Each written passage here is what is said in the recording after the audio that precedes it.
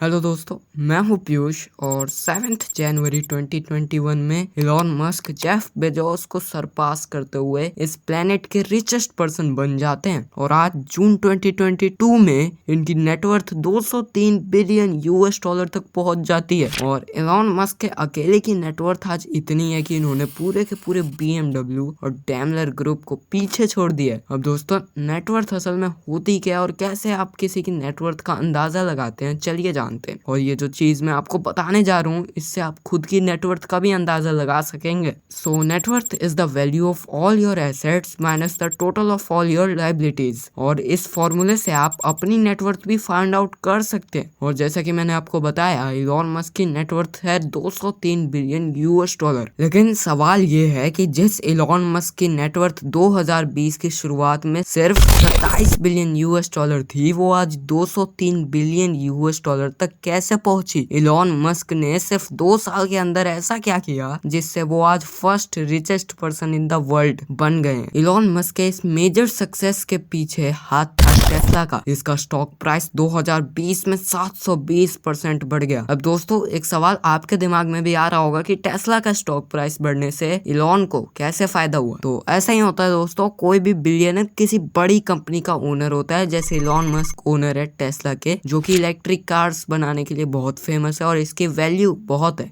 किसी भी बिलियनर की पर्सनल वेल्थ डिपेंड करती है उसकी कंपनी के स्टॉक मार्केट में वैल्यू कितनी है। अब अगर उस कंपनी का स्टॉक प्राइस बढ़ेगा तो उस पर्सन की वेल्थ भी ऑटोमेटिकली बढ़ेगी, और स्टॉक प्राइस घटेगा तो उस पर्सन की हेल्थ भी घटेगी। अब इसी तरह टेस्ला कंपनी का स्टॉक प्राइस 720% राइज हुआ 2020 में, और ये काफी अचानक से हुआ, जिससे इलॉन मस्क की वेल्थ अचानक से इतनी बढ़ गई कि वो इस पूरे प्लेनेट के सबसे अमीर आदमी बन गए हैं। दोस्तों, आपको हैरानी होगी ये जान के कि इलॉन मस्क ने टेस्ला कंपनी नहीं बनाई। जैसा मैंने अपनी इस वाली वीडियो में आपको बता रखा है कि 2003 में टेस्ला कंपनी मार्टिन एबरहर्ड और मार्क ट्रेपनिंग ने बनाई थी, जिसे इलॉन मस्क ने $30 मिलियन के इन्वेस्टमेंट के बाद ज्वाइन किया था, और 2008 में टेस्ला के सीईओ बने थे। और आज जब मैं ये वीडियो बना रहा हूँ तो Tesla company 761 billion US dollar की मार्केट कैप के साथ वर्ल्ड की 6th मोस्ट वैल्यूएबल कंपनी बन गई है, जो कि 2021 में अपने peak around 1 trillion US dollar पे थी। आज एप्पल, सऊदी अरेमको,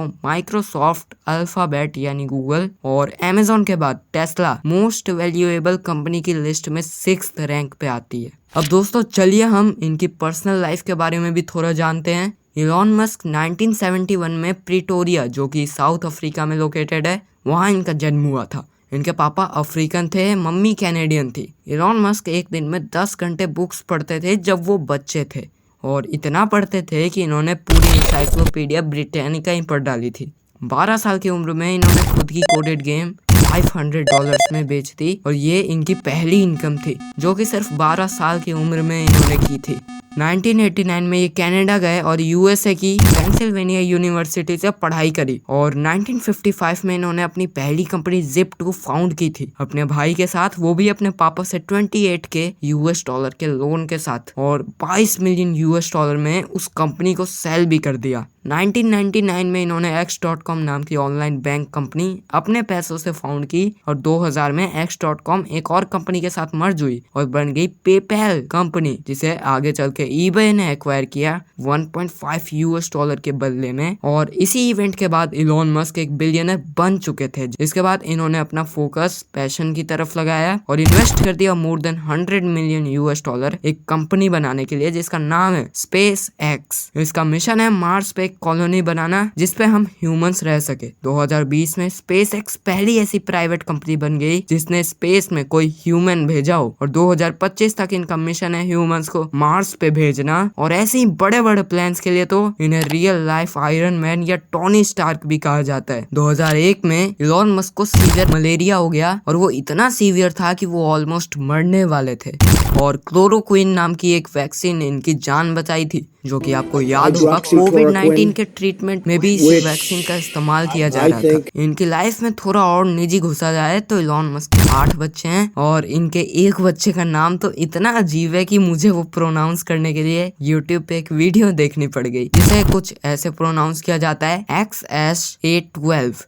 इतना अजीब नाम शायद ही किसी ने अपने बच्चे का रखा हो। और मस्क का तो ये मानना है कि 700 बिलियन की पॉपुलेशन इनफ नहीं है वर्ल्ड के लिए, इसीलिए तो उनके 8 बच्चे हैं और वो बाकियों से भी यही उम्मीद रखते हैं। लेकिन दोस्तों इन सब के अलावा इलॉन मस्क एक हार्ड वर्किंग मल्टी टैलेंटेड इंसान भी है जो इस वर्ल्ड को नेक्स्ट लेवल तक ले जाने की तैयारी में। तो दोस्तों ये थी इलॉन मस्क की कहानी। होप करता हूँ इस वीडियो से कुछ तो नया जाना हो, और वीडियो अच्छी लगी हो तो लाइक करना, और ऐसी ही वीडियो देखने के लिए मुझे अभी सब्सक्राइब करना। टिल देन बाय, मिलेंगे अगली ऐसी नॉलेजेबल इंफॉर्मेटिव वीडियो में।